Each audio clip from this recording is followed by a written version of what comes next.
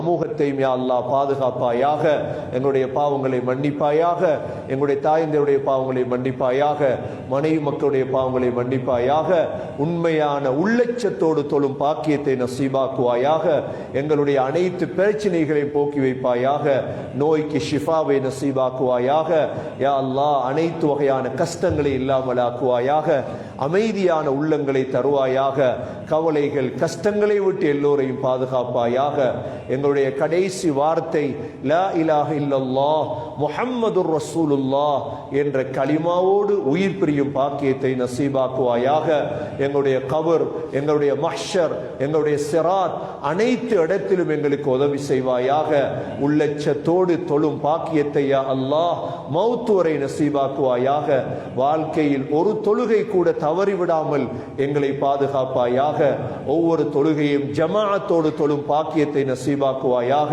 உனக்காக வாழ்ந்து உனக்காக மரணிக்கும் அந்த நல்ல பாக்கியத்தை எங்களுக்கு நசீபாக்குவாயாக. வ ஆகிரு தஅவானா அனில் ஹம்துலில்லாஹி ரப்பில் ஆலமீன். சமூகத்திலே முதலாக உருவாக்கப்பட வேண்டியது ஹாஃபிதுகளை தான். ஒரு பிள்ளை வளரும் பொழுது அந்த பிள்ளையுடைய ஆரம்ப கட்ட கல்வியாக கொடுக்கப்பட வேண்டியது குர்ஆன். நமது இஸ்லாமிய வரலாற்றிலும் முன்னுக்கு சென்ற பிள்ளைகள் எல்லாம் ஆரம்ப 15 வயதுக்குள் குர்ஆனை மனனமிட்டவர்கள் தான். இமாம் ஷாஃபி எடுக்கலாம், இமாம் புகார் ரஹ்மஹுல்லா அவர்கள் எடுக்கலாம்.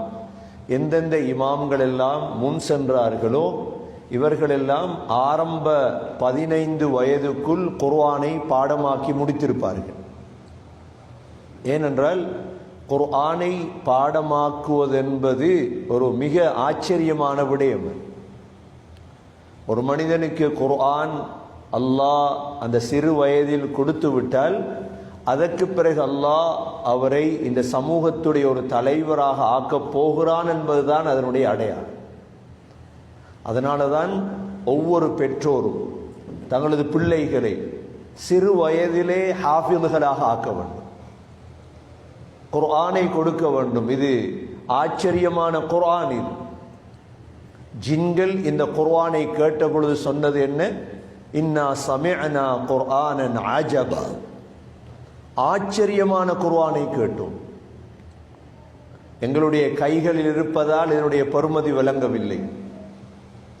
இப்பொழுது ஹாஃபிஸ் ஆக்கில் அவர்கள் சூரா கஹ்ஃபுடைய முன்பகுதிகளை ஓதி காட்டினார். இந்த சூரா கஹ்ஃபுடைய முன்பகுதி இருக்குதே, இதனுடைய 10 ஆயத்துகளே தஜ்ஜாலை விரட்டிவிடும். தஜ்ஜாலுடைய ஃபித்னாவிலிருந்து பாதுகாவல் தேடுவதற்கு ஸல்லல்லாஹு அலைஹி வஸல்லம் சொல்லி தந்த ஆயுதம் எது? இந்த சூரா கஹ்ஃபுடைய முதல் 10 ஆயத்துகள் தான். அந்தளவு பலமிக்கதுதான் இந்த குர்ஆன். எனவே சகோதரர்களே, இந்த குர்ஆனை எங்களுடைய சக்கராத் வரை ஓதுவதற்குத்தான் அல்லாஹ் தந்திருக்கின்றார். 1-2 நேரங்களுக்கு ஓதுவதல்ல, இந்த குர்ஆனை சக்கராத் வரை ஓதுவதற்கு. இமாம் இப்னு ஹஜர் அஸ்கலான் ரஹிமஹுல்லா எழுதுகிறார்கள், தன்னுடைய துரருல் காமினா என்ற கிதாபிலே அவருடைய ஒரு மாணவர் கனவிலே வந்து சொல்கிறார், இப்னு தகீகுல் ஈதை பார்த்து, உஸ்தாத் அவர்களே, என்னை கபருக்குள் நீங்கள் வைத்ததற்கு பிறகு ஒரு நாய் போன்ற ஒரு மிருகம் என்னை பயத்தாட்டியது. பயத்தாட்டிய பொழுது ஒரு அழகான தோற்றத்தில் ஒரு மனிதர் என்னிடம் வந்து அந்த நாயை விட்டும் என்னை பாதுகாத்தார். எனக்கு ஆறுதல் சொல்லிக் கொண்டிருந்தார். நான் அந்த மனிதரிடம் கேட்டேன், நீங்கள் யார்? அதற்கு அந்த மனிதர் சொல்கிறார், நான் தான் நீங்கள் ஒவ்வொரு வெள்ளிக்கிழமையும் ஓதிய சூரா கஹ்ஃபுடைய நன்மை. சூரா கஹ்ஃபுடைய நன்மை. சாதாரணமான அமல்களை அல்ல நாங்கள் செய்து கொண்டிருக்கின்றோம்.